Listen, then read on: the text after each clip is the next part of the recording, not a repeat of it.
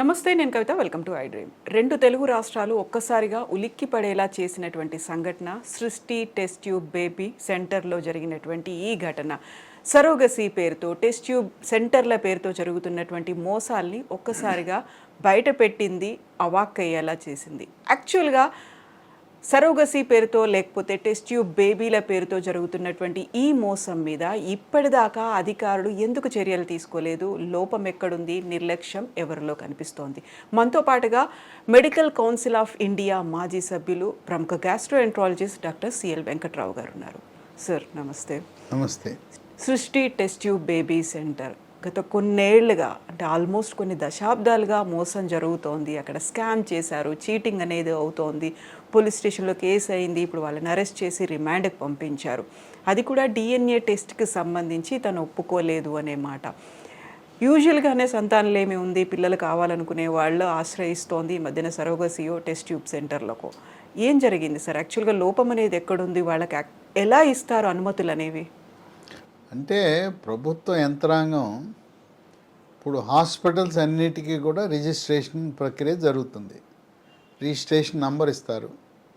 Registration చేయాలంటే ముందు తనిఖీలు నిర్వహిస్తారు.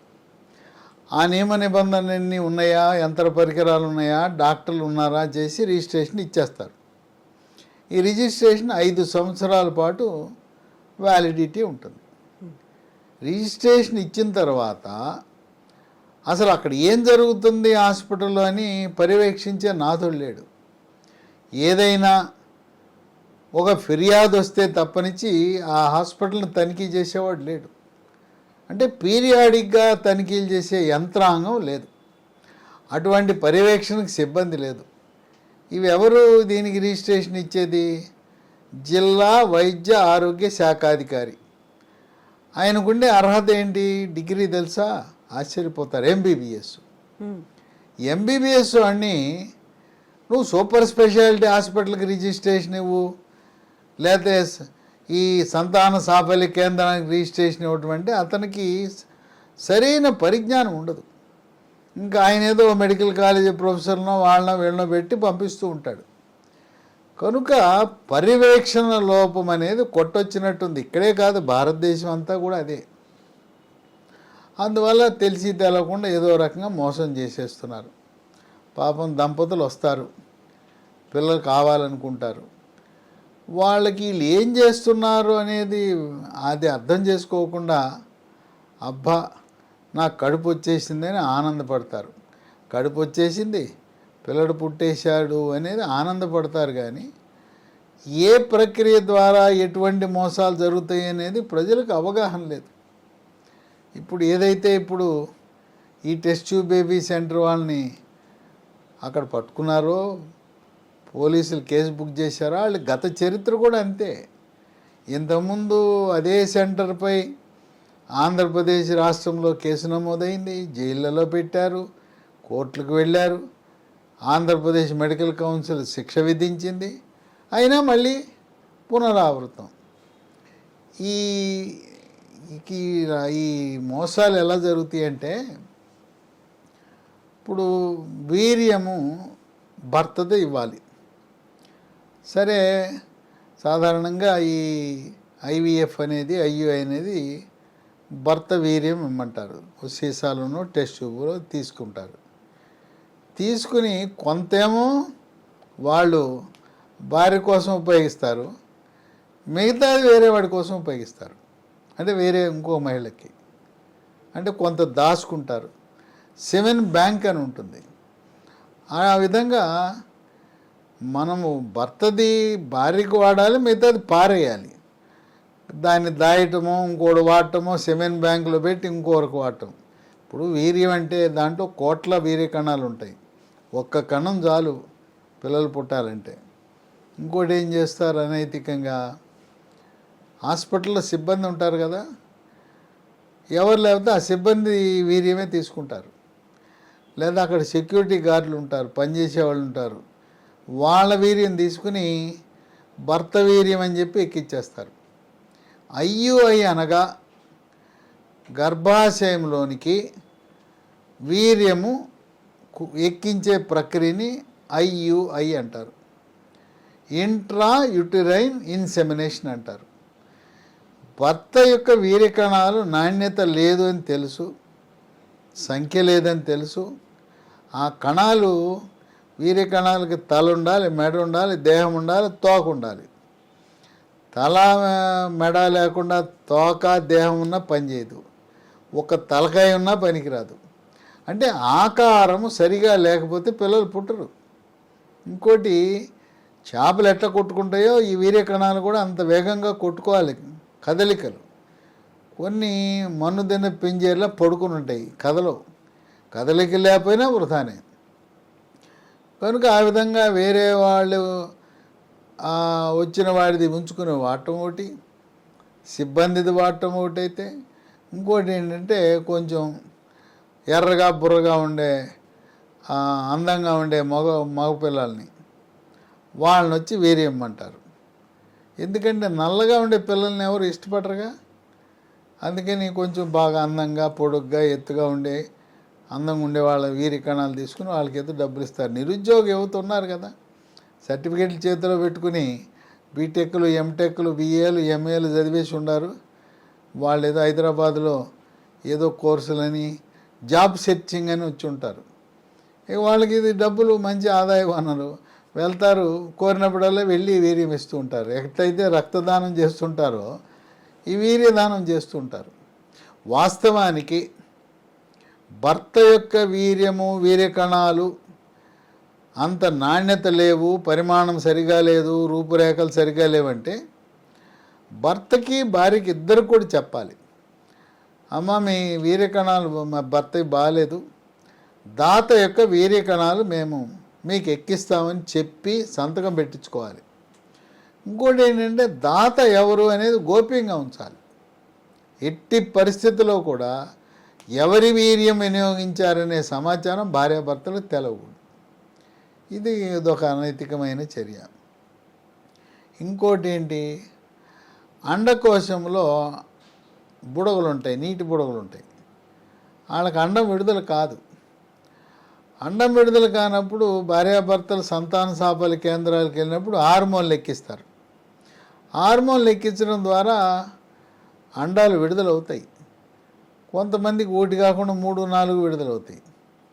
వీళ్ళు ఏం చేస్తారంటే ఒకటేమో వాళ్ళకి వాడతారు, ఇంకో 2, 3 ఎక్స్ట్రా వచ్చి ఉంటాయి కదా, వాటిని తీసుకెళ్ళి ఇంకొకటి వాడతారు. ఇంకా కొంతమంది ఏం చేస్తున్నారంటే అందమైన ఆడపిల్లలు ఉంటారు, నిరుద్యోగంతో సతమతమవుతుంటారు. వాళ్ళని పిలిచి 14వ రోజు అండకోశం నుంచి అండం విడుదలవుతుంది. అది పొట్టకి అల్ట్రాసౌండ్ స్కానింగ్ పరికరం ద్వారా బయటికి తీసి ఈ పిల్లలు లేని వాళ్ళకి ఎక్కిచ్చేస్తారు. పిల్లలు లేని వాళ్ళకి ఈ ప్రక్రియ ఏంటంటే అండకోశాన్ని, వీర్యకణాన్ని కృత్రిమంగా ఒక టెస్ట్ ట్యూబ్లో కలుపుతారు. దీన్ని IVF అంటారు, ఇన్ విట్రో ఫర్టిలైజేషన్. అంటే వీర్యకణాన్ని, అండాన్ని రెండింటినీ సేకరించి కృత్రిమంగా కలిపి ఒక టెస్ట్ ట్యూబ్లో ఉంచుతారు. 4-5 రోజులకి ఈ వీర్యకణం వెళ్ళి అండంలో దూరి పిండం ఏర్పడుతుంది. ఈ పిండము 4-8 కణాల దశలో దాన్ని మళ్ళీ తీసి గర్భకోశంలో ప్రవేశపెడతారు. ఈ వీర్యకణాలు అండాన్ని మనము టెస్ట్ ట్యూబ్లో వేసినప్పుడు కొన్నిసార్లు ఒక పిండము కాకుండా 2, 3, 4, 5 తయారవుతాయి.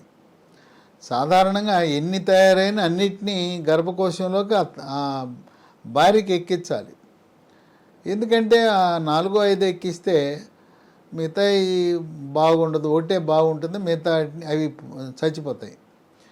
ఒక్కోసారి 3, 4 బతికుంటాయి. అప్పుడు ఒకదాని నుంచి మిగతా వాటిని ఒక నీడిల్ ద్వారా వాటిని చంపేస్తారు. ఈ కృత్రిమంగా IVF ప్రక్రియలో ఎక్కువగా వచ్చిన పిండాన్ని తీసుకువెళ్ళి వేరే వాళ్ళకి ఎక్కిచ్చేస్తారు. అంటే వాళ్ళ అండము కాదు, వాళ్ళ భర్త వీర్యకణము కాదు, ఎక్కడో ఆ పిండం తయారైతే దాన్ని తీసుకొచ్చి ఇంకొంచెం. అంటే ఇప్పుడు మీ సంతాన సాఫల్య కేంద్రం చూస్తే ఒకే రోజు 20, 30, 40, 50 జంటలు ఉంటారు అక్కడ. ఈ ఐయుఐ కానీ ఐవీఎఫ్ కానీ ఒకే రోజు ఎక్కువగా తెల్లవారుజామున చేస్తుంటారు వీళ్ళు. 5, 10 మంది ఉంటారు. అట్లా వేరే వాళ్లకు ఏర్పడిన ఆ 4, 8 కణాల పిండాన్ని తీసుకెళ్ళి ఎక్కిచ్చేస్తుంటారు. ఇవన్నీ అనైతికమైన చర్యలు. ఇవి డిఎన్ఏ టెస్టింగ్ చేస్తే తెలిసిపోతుంది. కానీ పిల్లడు పుట్టినాక ఎవరు డిఎన్ఏ టెస్టింగ్ చేయించుకుంటారు? సర్లే ఏదో ఒకటిలే పుట్టారులే, ఒకటైతే ఖచ్చితంగా పుట్టింది, అమ్మ పొట్టలోంచి పుట్టింది కదా, నాన్న ఎవరైతే ఉంది, వీరికణం ఎవరిదైతే ఏంటి, అమ్మ అయితే ఏమే కదా, ఈమె గర్భకోశం నుంచి పుట్టిందే కదా అని కొంతమంది తృప్తి చెందుతారు. ఈ మోసాలను అరికట్టాలంటే ప్రభుత్వాన్ని, ప్రభుత్వ అధికారులు నిందించి ప్రయోజనం లేదు. ప్రజలకు అవగాహన ఉండాలి. అసలు ఈ ఐయుఐ అనగా ఏంటి, ఐవీఎఫ్ అంటే ఏంటి, ఎలా చేస్తున్నారు, తర్వాత ఆ సంతాన సాఫల్య కేంద్రం యొక్క రెప్యుటేషన్ ఏంటి, ఆ డాక్టర్ల యొక్క ట్రాక్ రికార్డ్ ఏంటి. ఇటువంటి గైనకాలజిస్ట్ అక్కడ ఉన్నారు. ఇప్పటికి కూడా ఒక మొట్టమొదటి 2 తెలుగు రాష్ట్రాల మొట్టమొదటి ఐవీఎఫ్ సెంటరు హైదరాబాద్ నగరంలో డాక్టర్ అనురాధ ఆమె పెట్టింది. పేరు ఎందుకు చెప్పాల్సి వస్తుందంటే ఆమె బ్రిటన్లో ఎంఆర్సిఓజీ చదివి సరైన శిక్షణ పొంది ఒక నైతిక విలువలకు కట్టుబడి ఎటువంటి తప్పు చేయకుండా నిర్వహించబడే ఏకైక సెంటరు, బహుశా వ్యాపార ధోరణి లేకుండా ఒక సేవాభావంతో అనేక మంది దంపతులకు సేవ చేసిన సెంటరు అను test tube baby centre Hyderabad. వాళ్ళ దగ్గర ఇంటర్వ్యూ అపాయింట్మెంట్లు కూడా దొరకవు. వాళ్ళేదో వ్యాపారం కోసం డబ్బు సంపాదన చేయట్లేదు, ఒక సేవ. విశేషం ఏంటంటే ఈ అను టెస్ట్ ట్యూబ్ బేబీ సెంటర్కి సాధారణ ప్రజలు వెళ్ళటం కాదు, అనేక మంది డాక్టర్లు, తెలుగు రాష్ట్రాలలో ఉండే డాక్టర్లు పిల్లలు పుట్టకపోతే ఈ అను టెస్ట్ ట్యూబ్ బేబీ సెంటర్కి వచ్చి వాళ్ళ బంగారం లాంటి పిల్లల్ని వాళ్ళకు పుట్టారు. కనుక నైతిక విలువలు ముఖ్యం. అక్కడ ఉండే గైనకాలజిస్ట్ ఎవరు అని. ఇప్పుడు సర్వగసిలో కూడా అదే జరిగినట్టుంది. సృష్టి టెస్ట్ ట్యూబ్ బేబీ సెంటర్ ఇంకోటి ఉంది.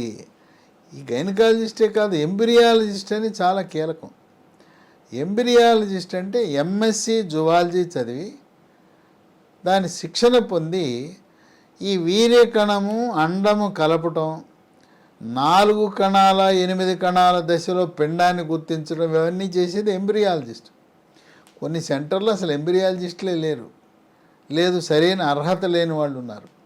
ఇప్పుడు ఈ ఎంబ్రియాలజీ కోర్సుని ఆంధ్ర యూనివర్సిటీ ఆధ్వర్యంలో ఎంఎస్సి చదివిన వారికి లేదా బీఎస్సీ చదివిన వారికి అక్కడ ఎంబ్రియాలజీ కోర్సు నిర్వహిస్తున్నారు.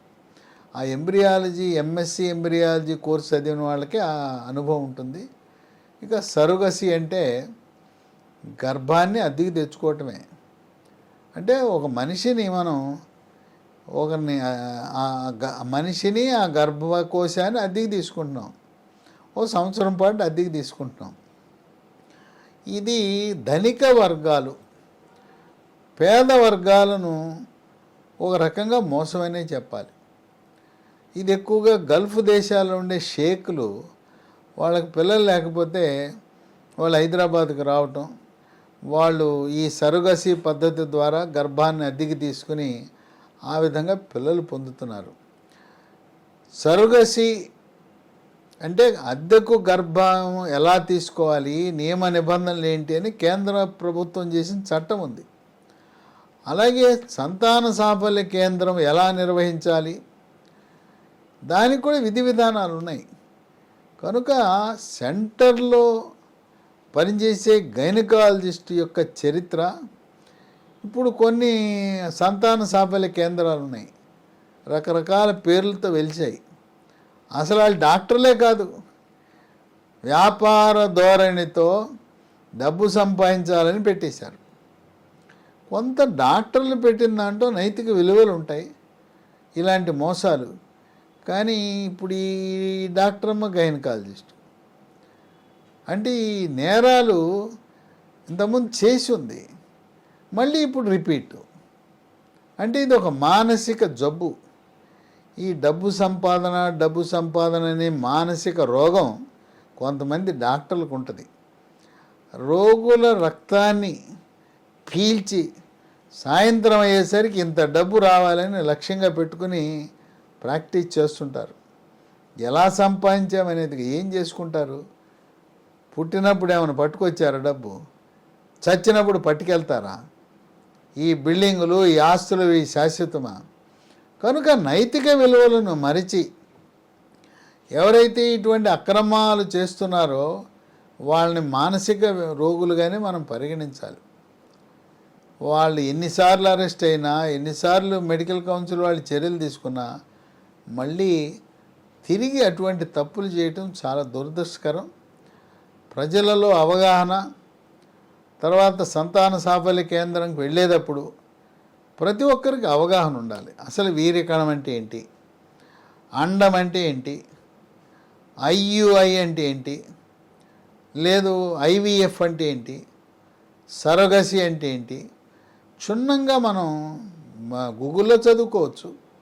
లేదా సెంటర్స్ వాళ్ళే కరపత్రాలు కానీ చిన్న ప్యాంప్లెట్, బుక్లెట్ తయారు చేసేవలసిన అవసరం ఉంది. వీటి గురించి మనకు అవగాహన ఉంటే కొంతవరకు ఇటువంటి అక్రమాలను, అన్యాయాలను, అరాచకాలను అరికట్టే అవకాశం ఉంది. పాపం నిరుద్యోగ యువకులను ఆకర్షించి వాళ్ళు ఏంటంటే పాపం జాబ్ లేక జాబ్ సెర్చింగ్ కొరకు వచ్చారు. వాడి స్నేహితుడికి చెప్తాడు, ఒరే నేను అక్కడికి వెళ్ళాను, అక్కడ వీర్యం దానం చేశాను, నాకు డబ్బులు ఇన్ని వచ్చినాయి, నువ్వు కూడా పద అని వాడిని తీసుకెళ్ళటం లేదా పంపించడం జరుగుతుంది. అట్లాగే నిరుద్యోగ యువతులు ఉంటారు, ఆడపిల్లలు. మరి వాళ్ళకి బతుకు తెరువు కోసం వచ్చారు, గ్రామం నుంచి వచ్చారు, జాబ్ సెర్చింగ్ అని వచ్చారు. అమీర్పేటలో సెంట్రల్లో అక్కడ సాఫ్ట్వేర్ కోర్సులు నేర్చుకున్నారు. నేర్చుకోగానే ఉద్యోగం రాదు కదా. కనుక ఈ మోసాలు అనేది ప్రభుత్వాన్ని మనం నిందించి ప్రయోజనం లేదు. ప్రభుత్వానికి అటువంటి యంత్రాంగం లేదు. ఎన్నెన్ని వెళ్తారు, ఎన్నెన్ని చేస్తారు. ఫిర్యాదు వస్తే తప్పనిచ్చి ప్రభుత్వము, పోలీసులు రంగంలో దిగరు. డాక్టర్లు మంచివాళ్ళు అనుకుంటారు. వైద్యో నారాయణో హరి అన్నారు, అది అయిపోయింది, ఎప్పుడో అయిపోయింది. అది ఇప్పుడు వైద్యో నారాయణో హరి అనేది లేదు. డాక్టర్లు రాక్షసుల్లా తయారయ్యారు, మనీ ఎర్నింగ్ యంత్రాల్లా తయారయ్యారని ప్రజలు చాలా బాధపడే పరిస్థితి ఉంది. పవిత్రమైన వైద్య వృత్తి ఈరోజు వ్యాపార ధోరణితో సాగటం, అక్రమాలకు, మోసాలకు నిలయం కావటం, నిరక్షరాస్యులు, గ్రామీణ వాసులను, ఎందుకు ఇంక పట్టణాల్లో ఉండే చదువుకున్న వాళ్ళని కూడా మోసం చేస్తున్నారంటే డబ్బే లక్ష్యంగా ఎవరు మనం డాక్టర్ వృత్తికి కళంకం తెచ్చేలా పనిచేయకూడదు. కనుక ఇప్పుడు IVF test tube baby centre అంటే ఆదర్శప్రాయంగా అను టెస్ట్ ట్యూబ్ బేబీ సెంటర్ ఈరోజు మనం ఉదహరించక తప్పదు. అలాగే నా స్నేహితుడు ఉన్నాడు, ఆయన నా కర్నూలు మెడికల్ కాలేజీలో కలిసి చదువుకున్నాం. ఆయన పేరు డాక్టర్ శరత్. ఆయన సినీ నటుడు శోభన్ బాబు కుమార్తెను వివాహం ఆడాడు. వివాహం ఆడి అపోలో మద్రాసులో ఈ ఐవీఎఫ్ కన్సల్టెంట్గా చేరాడు. ఆయన ఓన్లీ సంతాన సాఫల్యం మాత్రమే. ఆయన గైనకాలజిస్టు. దక్షిణ భారతదేశంలో మొట్టమొదటి ఐవీఎఫ్ విజయవంతమైన బిడ్డని జన్మ ఇవ్వటానికి కారకుడయ్యాడు. వాళ్ళు కూడా అపోలో మద్రాసులో డాక్టర్ శరత్ ఇంతవరకు ఏ రకమైన అనైతిక చర్యలకు పాల్పడకుండా డబ్బే లక్ష్యంగా చక్కటి సేవ చేస్తున్నారు. ఇవి కొంచెం ఖర్చుతో కూడుకున్న పని. ఒక సైకిల్ ఫెయిల్ అయిందంటే ఓ 1,00,000-1,50,000 పోతాయి. 2 సైకిళ్ళని, 3 సైకిళ్ళని, 4 సైకిళ్ళు. హార్మోన్లు ఇస్తారు. హార్మోన్లు ఇవ్వటం వల్ల కొంతమంది లావ్ అయిపోతారు, అనేక రకమైన సైడ్ ఎఫెక్ట్స్ వస్తాయి. అందువల్ల ఇప్పుడు ఏంటంటే ఇది గమనించిన ప్రధానమంత్రి మోదీ గారు ఆయన ఓ పని చేశాడు, చక్కటి పని. ఆయుర్వేద శాస్త్రంలో అన్నీ ఉన్నాయి. ఆయన ఎందుకు ఆయుర్వేదం ఆకర్షించిందంటే తనకు తెలిసిన ఒక ప్రధానమంత్రి కుమార్తెకి మెదడులో క్యాన్సర్ వచ్చింది. క్యాన్సర్ గడ్డ తొలగిస్తుంటే ఆ ప్రక్రియలో కంటి చూపు పోయింది. ఇతడు మొత్తం అన్ని దేశాలకు వెళ్ళాడు, ఎక్కడ పని అవ్వాలో, అమెరికాలో కూడా కాదన్నారు. మోడీ గారి దగ్గరికి వచ్చి నా కుమార్తెకి ఎట్లా అయిందంటే ఆయన జామ్నగర్లో ఆయుర్వేద వైద్యం ఇప్పించాడు. ఈ కంటి చూపు ఆయుర్వేద వైద్యంతో పూర్తిగా కోలుకుంది. అందుకని మోడీ గారికి విశ్వాసం పెరిగింది. ప్రపంచంలో ఏ దేశంలో కూడా రాని కంటి చూపు మన భారతదేశంలో జామ్నగర్ గుజరాత్లో ఉండే ఆయుర్వేదంతో వచ్చింది. అందువల్ల ఆయుర్వేదాన్ని ప్రోత్సహించాలని 2024 సంవత్సరంలో ఆయుర్వేదంలో సూపర్ స్పెషాలిటీ కోర్సులు ప్రవేశపెట్టారు. 6 రకాల సూపర్ స్పెషాలిటీ ఆయుర్వేదం మొట్టమొదటిసారిగా. దాంట్లో ఈ సంతాన సాఫల్య సంబంధించిన రిప్రొడక్టివ్ మెడిసిన్ అనే ఆయుర్వేద సూపర్ స్పెషాలిటీ కోర్సు ప్రారంభించడం అనేది విశేషం. కనుక ఆయుర్వేద వైద్యంలో కూడా మంచి ఫలితాలు ఇస్తాయి. సంతానలేమి ఉన్నవారు కేవలం అల్లోపతి వైద్యమే కాదు, ఆయుర్వేదంలో కూడా చక్కటి ఔషధాలు ఉన్నాయి, సైడ్ ఎఫెక్ట్స్ లేని. అల్లోపతి డాక్టర్లేమో హార్మోన్లు ఇస్తారు. హార్మోన్లు ఇస్తే తెలుసు కదా ఎలాంటి సైడ్ ఎఫెక్ట్స్ ఉంటాయో. సైడ్ ఎఫెక్ట్స్ లేని వృక్ష సంపద నుంచి తయారు చేసిన ఆయుర్వేద మందులతో కూడా పిల్లలు పుట్టే అవకాశం ఉంది. ఇప్పుడు ఈ సంవత్సరమే డిఎం రిప్రొడక్టివ్ మెడిసిన్ ఆయుర్వేదంలో ప్రవేశపెట్టడం ఒక విశేషం. ఆ విధంగా రాబోయే కాలంలో అల్లోపతి వైద్యులతో పోటీగా సాటిగా ఆయుర్వేద ఐవీఎఫ్ సెంటర్లు కూడా రాబోతున్నాయి అనేది అదొక శుభ పరిణామం కింద మనం భావించాలి. Yes doctor, thank you so much doctor. Thank you. Sir, one life lesson what medicine has taught you. Whatever you can do without expecting. But I really believe మన పాజిటివ్ యాటిట్యూడ్ ఉంటేనే మనం ఏదైనా సాధించగలం. గట్ని మనం కరెక్ట్ గా deal చేసినట్లయితే అది మనకి పాజిటివ్ హార్మోన్స్ ని రిలీజ్ చేస్తుంది. షుగర్ వచ్చిన వాళ్ళ పరిస్థితి ఏంటి? పొట్ట దగ్గర పెరిగితే దాన్ని ఆండ్రాయిడ్ అంటారు, ఆండ్రాయిడ్ ఫోన్ కదా. అసలు థాట్స్ ఎందుకు వస్తాయి? బ్రెయిన్ డెడ్ అంటే దానికి ప్రపంచం అంతా కూడా కొన్ని నిర్దిష్టమైనటువంటి లక్షణాలు ఉంటాయి. మానసికంగా ధైర్యంగా ఉంటే క్యాన్సర్ జయించవచ్చు. You are a doctor for a cause sir, అంతే. వాళ్ళకి వచ్చిన ఆదాయం కాకుండా ఫ్రీ సర్వీస్ ఎంతమందికో చేస్తుంది.